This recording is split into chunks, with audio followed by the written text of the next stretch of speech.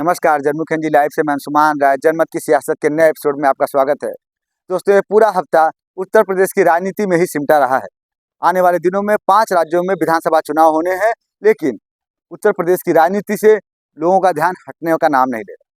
चाहे वह स्वामी अवमुक्तेश्वरानंद का विवाद हो और चाहे वो ब्रजभूषण सिंह का स्वतंत्र देव सिंह के साथ हुआ विवाद हो, और ये सारे विवादों के बीच जनता के मुद्दे नदारद हैं। वैसे इस सप्ताह की शुरुआत में यूजीसी का मामला भी बहुत गर्म था।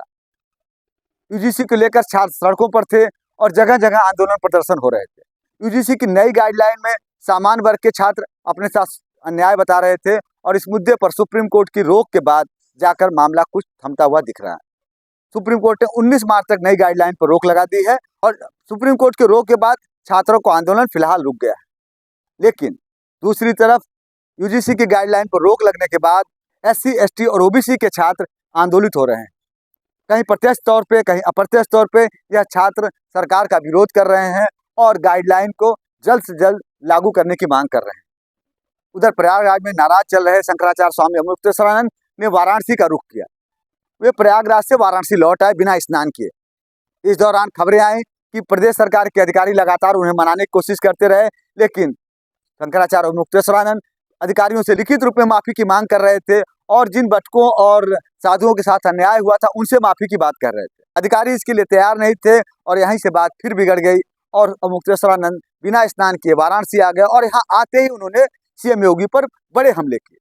अवमुक्तेश्वरानंद ने साफ साफ कहा कि CM योगी यदि वो हिंदू हैं तो वो साबित करें। इसके लिए उन्होंने कहा कि CM योगी 40 दिन के अंदर यूपी से गोमांस के एक्सपोर्ट पर रोक लगाएं। पहले अपने आप को हिंदू सिद्ध करें। बात यह है कि हमारा प्रमाण तो उन्होंने मांग लिया, अब उनको प्रमाण देने की जरूरत है कि वो हिंदू हैं कि नहीं। और हिंदू होने की पहली शर्त है गौरक्षक होना चाहिए। उनके प्रदेश में निरंतर गौ हत्या हो रही है, इसलिए हमने उनको कहा है कि पहले तो गौ मांस का निर्यात अपने प्रदेश से बंद करिए और दूसरे गौ माता को राज्य माता घोषित करिए। ये आपके हाथ में है। 40 दिन का हमने समय दिया है। अवमुक्तेश्वरानंद के इस बात से राजनीति में हड़कंप मच गया। जहां विपक्षी दल इस मुद्दे को हवा दे रहे थे, वहीं सरकार में भी खलबली दिखाई दे रही थी और प्रदेश सरकार के मंत्री सामने आए और उन्होंने उत्तर प्रदेश से गौ मांस के एक्सपोर्ट की बात को नकार दिया। अवमुक्तेश्वरानंद को संभवतः ये जानकारी ही नहीं है कि उत्तर प्रदेश में गौ मांस, गौ हत्या पूर्णतः प्रतिबंधित है। उन्होंने अवमुक्तेश्वरानंद के शंकराचार्य होने को ही चैलेंज कर दिया। अवमुक्तेश्वरानंद को सरकार ने शंकराचार्य नहीं माना है और ना ही किसी आधिकारिक मंच से मान्यता दी है। लेकिन अभी 2 दिन पहले तक अवमुक्तेश्वरानंद को सरकार की ओर से शंकराचार्य मानकर उन्हें स्नान के लिए मनाया जा रहा था।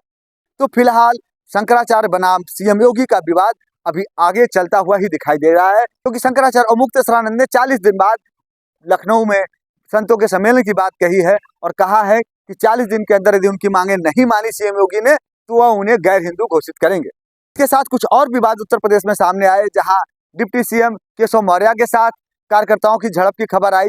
वहीं उत्तर प्रदेश के जल संसाधन मंत्री स्वतंत्र देव सिंह के साथ महोबा के भाजपा विधायक ब्रजभूषण सिंह राजपूत के झड़प की खबर भी सामने आई और यह विवाद तो इतना बढ़ा कि उस दिन टीवी चैनलों ने जल संसाधन मंत्री स्वतंत्र देव सिंह की अपहरण तक की खबरें चला दी।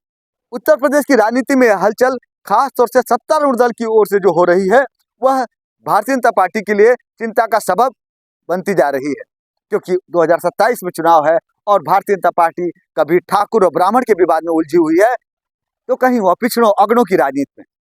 राजस्थान के राज्यपाल रहे कलराज मिश्र भी उत्तर प्रदेश की राजनीति में कूद पड़े हैं और उन्होंने अंतर्राष्ट्रीय स्तर पर ब्राह्मणों का एक संगठन बना लिया है। उन्होंने यूजीसी पर अपनी ही सरकार को घेरा। पूर्णतः असंवैधानिक है, इसको वापस लेना चाहिए। कुल मिलाकर आने वाले 5 राज्यों के विधानसभा चुनाव में उत्तर प्रदेश की सियासत अहम होने जा रही है, या यह सियासत उन राज्यों के चुनाव को भी काफी हद तक प्रभावित करेगी, इतना तय है। और इसके साथ अब हम बात आज के बजट की करें, जो जनता से जुड़ा मुद्दा है, तो वित्त मंत्री निर्मला सीतारमण ने पेश किया है आज का बजट और उन्होंने इसमें बहुत सारी लोक लुभावन घोषणाएं की, जिसमें 7 रेल कॉरिडोर बनाने की बात है। तो यहाँ उत्तर प्रदेश में हर जिले में महिला हॉस्टल की बात कही गई है। इसमें सबसे जो अहम घोषणा थी वह है 17 कैंसर की दवाएं और 7 गंभीर बीमारियों की दवाओं पर से जो छूट दी गई है, इससे ये दवाएं सस्ती हो सकती हैं, इससे आम जनता को काफी लाभ हो सकता है। चमड़े और जूते के कारोबार में भी छूट दी गई है।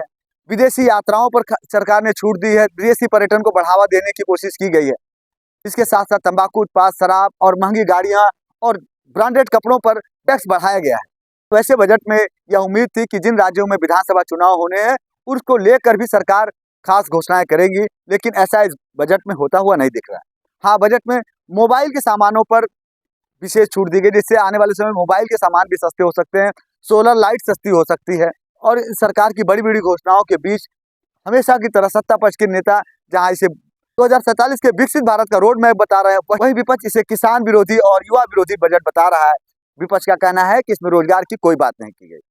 चलते चलते जनमत की सियासत में हम एक बार फिर स्पष्ट कर दें कि जो उत्तर प्रदेश में जिस प्रकार राजनीति होती दिख रही है, उससे निश्चित है कि आने वाले 5 राज्यों के चुनाव में उत्तर प्रदेश की राजनीति काफी अहम रखेगी, क्योंकि भारतीय जनता पार्टी के अंदर ही एक बड़ा गुट सीएम योगी का कद घटाने में लगा हुआ है और सीएम योगी विधानसभा चुनाव में पार्टी के स्टार कैंपेनर रहते हैं।